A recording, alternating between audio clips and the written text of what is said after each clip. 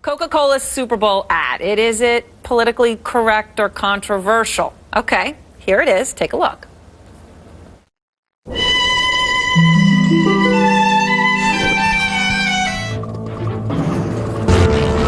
All right, so as you watch this, I'll explain what it is. Basically, there's a guy on a camel, there's some cowboys, a biker gang, and showgirls, and they're all in a race. The prize, of course, is a cold bottle of Coke in the middle of what is probably the empty quarter of Saudi Arabia. I don't know. At the end of the ad, viewers are invited to vote on who should win. The issue, when you get to Coke's website, is that when you go to vote, the man on the camel is excluded from the ballot.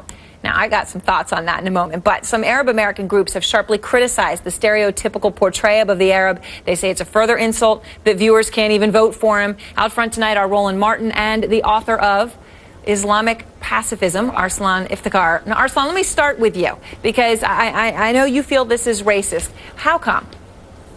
Well, first of all, I think it's important to point out that I don't think that Coca-Cola was out to get anyone. But I think that they were peddling entire stereotypes. You know, you kept mentioning a camel. Actually, I have two words for you, a camel jockey. You know, go up to any Arab in the world here in America and call them a camel jockey and tell me if they wouldn't be offended. You know, it's the moral equivalent of if Coke was trying to, you know, portray Hispanics and Latinos and you had somebody wearing a huge Speedy Gonzalez sombrero pulling on a donkey, I don't think we'd be kind of chuckling at it with tongue-in-cheek and saying, oh, you know, those silly people at Coke. So I think it's important to keep in mind that 100 million people watch the Super Bowl. It's the most watched event here in the United States. And, you know, the marginalizing and the offending of any ethnic or minority group, you know, doesn't need to be made in order to make a memorable TV commercial. All right, Roland, what's your thought? Okay, but this is the exact same thing I talked about the other night when it came to the Volkswagen ad. That is, you can go to the extreme with the white saying guy something is using racist. a Jamaican accent. Right, you can go to the extreme saying something is racist. Now, you say it's stereotypical, but here's the deal.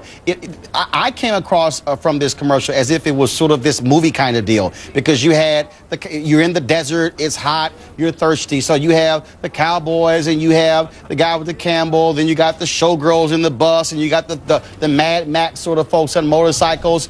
That's what it sort of came across. Now, if you said a guy was walking a camel down the street of Dubai, I can understand that. Yeah. And so they were sort of, I can sense they were going with this sort of movie-type theme. But to say it's racist, this is when I think you go to the extreme. Yeah, I mean, Arsalan, I'm wondering, because, I mean, obviously you got cowboys, you got bikers, you got camels. I mean, they all are the epitome of the stereotype for each of those things. Well, they don't caricaturize an entire ethnic or minority group. You know, you have a bunch of pretty showgirls, you know, speeding down with their bus, and you have the Mad Max gang of people riding in their motorcycles. And who's the one guy left back? It's the Arab guy who's yanking on his camel and even can't get his camel to move. You know, but I'm sorry. I'm only going to just try to be a little humorous here. I mean, camels are stubborn, and they don't like to run very fast. I've been to the races, so have you. They wouldn't win. They can actually run up to 40 miles per hour. What I'm trying to say here is yeah, but not like a bike. You get my point, right? I mean, but Erin, you also have to understand that, you know, in the last 10 years here in the United States, Arab and Muslim Americans have been marginalized in virtually every aspect of pop culture and the media. You know, you look at Hollywood movies, you look at shows like Homeland and 24 with Kiefer Sutherland, where, you know, the perpetual bad guys are olive-skinned, bearded Arab Muslim males. And so I think this just feeds into the stereotype. And like I said, if it was a Latino wearing a Speedy Gonzalez sombrero, yanking on a donkey, do you think that you would be on the side of the argument that you're on tonight? I don't personally think it's really the same. But go ahead, Roland. Actually, if I see a black guy on a horse who is in the desert trying to go for a bottle of Coca-Cola, I think I can probably put those things together. Look, I totally understand about images. I mean, I'm out here in L.A. right now just finishing my TV1 show. We were talking about images in African Americans, and so I totally get that. But again, I think it speaks to the issue of what was the intent of the commercial and what were you trying to, what was Coca-Cola trying to show? I think it goes to the extreme if somebody says it's racist. Now, if you say it's a question of stereotypes or what is insensitive, that's a whole different conversation. Right. And this is, again, where I think with these type of commercials, so again, what's the happy medium? So what your deal would have been somebody who is Muslim wearing a suit, walking across the desert with a briefcase? I mean, I'm just asking from that vantage point, what would you like to have seen versus that? Listen, you could have kids playing soccer in the desert. You could have a billionaire baller driving a black Range Rover through the sand. But again, the stereotype of a camel jockey, you know, to call an Arab or a Muslim a camel jockey.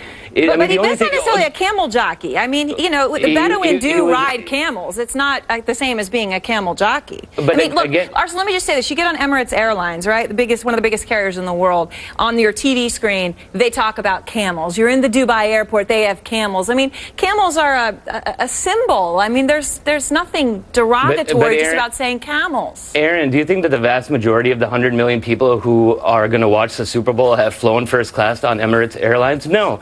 They're going to get... by the way, those TV screens are all the way through the entire plane and coach also, as I'm sure you're well aware.